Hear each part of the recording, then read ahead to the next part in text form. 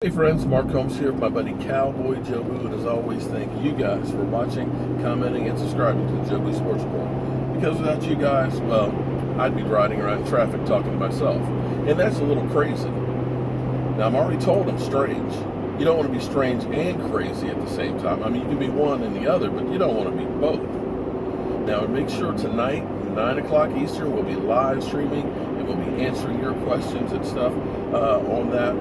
We've got a lot of stuff that's going on with Jaylon Smith, Collins, as well as it's the Dallas Cowboys. There's always stuff going on. So tune in tonight so that way we can go ahead and do that thing. Now, some interesting news on the Cowboys. I've done a couple of videos about Jaylon Smith, and it was expected now that the Dallas Cowboys are in phase 2 of the offseason. Phase 1 being you're allowed to finally get in, talk to strength coaches, and meet the facilities with the coaches.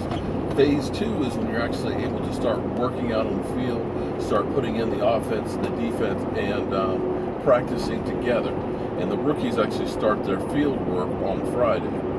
Well, it was originally reported that Jaylon Smith was going to be working out with the rookies since he, of course, missed all of last year.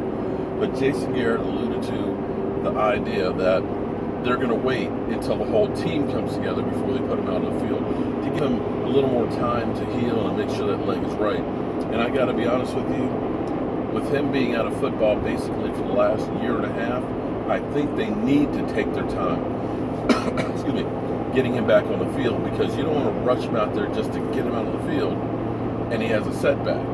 Thus far, the nerve seems to be coming back around, and it seems like it's getting better leaps and bounds. But the last thing you want to do is go ahead and put just a little too much, the straw that breaks the camel's back, that ends up doing some more damage. Better to be cautious, bring him along steady, so that way by the time the season gets here, he's a full go. Other news I also talked about last night, actually I talked about this a couple of months ago, that I thought that the Dallas Cowboys' best move on the offensive line would be kicking Collins back out to right tackle, his natural position in college.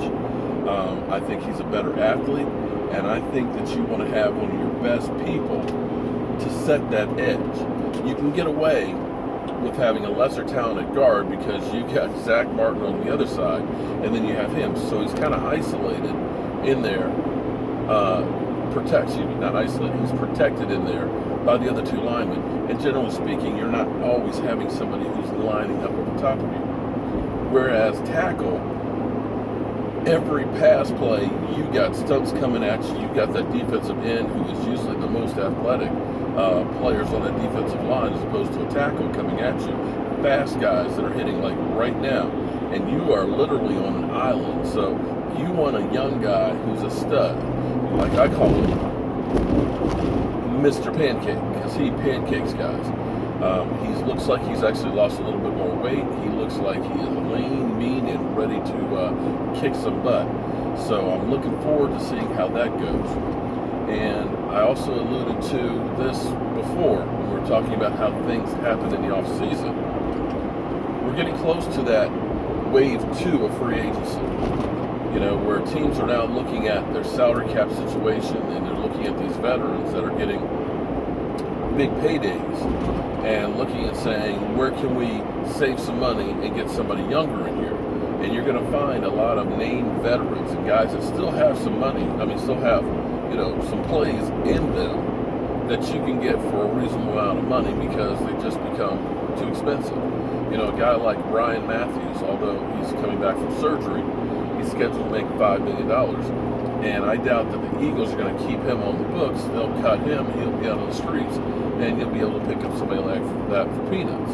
And that's where getting that June 1st cut money from Tony Romo, that $14 million cap relief, is going to help us to sign our rookies and maybe get Zach Martin into a long-term deal and have a little cookie left over to work on that second wave of free agency.